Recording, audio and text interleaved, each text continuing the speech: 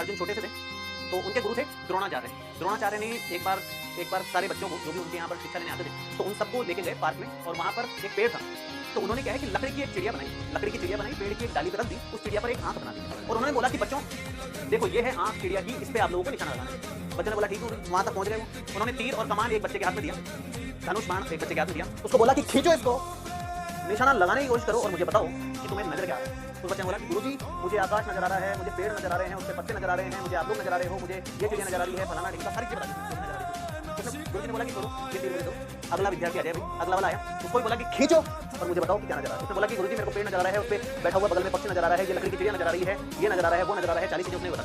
तीसरे बच्चे को बुलाया, तीसरे बच्चे को बोला कि सीधा खींचो और मुझे बताओ क्या नजर आ रहा है। बच्चे ने बोला कि गुरुजी मेरे को आकाश नजर आ रहा है, मुझे चिड़िया नजर आ रही है, मुझे पीछे बैठा हुआ शिकारी नजर आ रहा है, मुझे ये नजर आ रहा है, मुझे वो नजर आ रहा है, 40 चीजें उसने बता दी। गुरुजी ने बोला कि ठीक है वापस दे दूं। और इस तरह से कई सारे बच्चे आए और उन्होंने इसी तरह की चीजें बताई जो उनको नजर आ रही थी। लास्ट में नंबर आया अर्जुन। अब आप देखो ध्यान, अर्जुन आया, उन्होंने बोला कि खींचो और मुझे बताओ कि क्या नजर आ रहा है। अर्जुन ने खींचा, थोड़ी देर रुका और बोला गुरुजी मुझे सिर्फ चिड़िया की आंख नजर आ रही है। गुरुजी बोले बहुत ही बढ़िया, चलाओ तीर।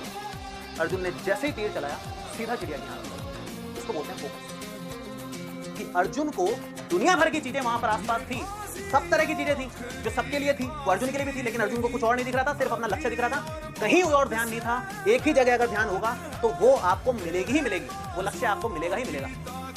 तो आप लोगों के साथ में भी ऐसा ही है जैसे बाकी बच्चों के साथ में था। आप लोगों को सारी दुनिया भर की चीजें दिख रही है, आकाश भी दिख रहा है, पेड़ भी दिख रहा है, दूसरे पत्ते भी दिख रहे हैं, दूसरे चिड़िया भी दिख रही है, आसपास के लोग भी दिख रहे हैं, मेन चिड़िया जिस पे निशाना लगाना है वो भी दिख रहा है। ये ठीक उसी तरह से है जैसे आप लोगों को शादी पार्टियां भी दिख रही है, आपको घूमना फिरना भी दिख रहा है, खेलकूद भी दिख रहा है, एंजॉय भी करना है, दोस्तों के साथ बाहर भी जाना है, और आपका एग्जाम भी दिख रहा है, सर्दी भी दिख रही है, आलस भी दिख रहा है, नींद भी दिख रही है, सब कुछ दिख रहा है और साथ में एग्जाम दिख रहा है। तो आपका फोकस इतना बटा हुआ है, हर जगह आपने फोकस बांट लिया है अपना। आपको फोकस होना पड़ेगा एक जगह, कोई शादी पार्टी नहीं, कोई इधर उधर की बातें नहीं, कोई घूमना फिरना ऐश मारना नहीं। अब सीधा आपको एग्जाम के ऊपर फोकस कर लेना है, क्योंकि 2-3 महीने बचे हैं। अब नहीं तो कब फोकस करोगे?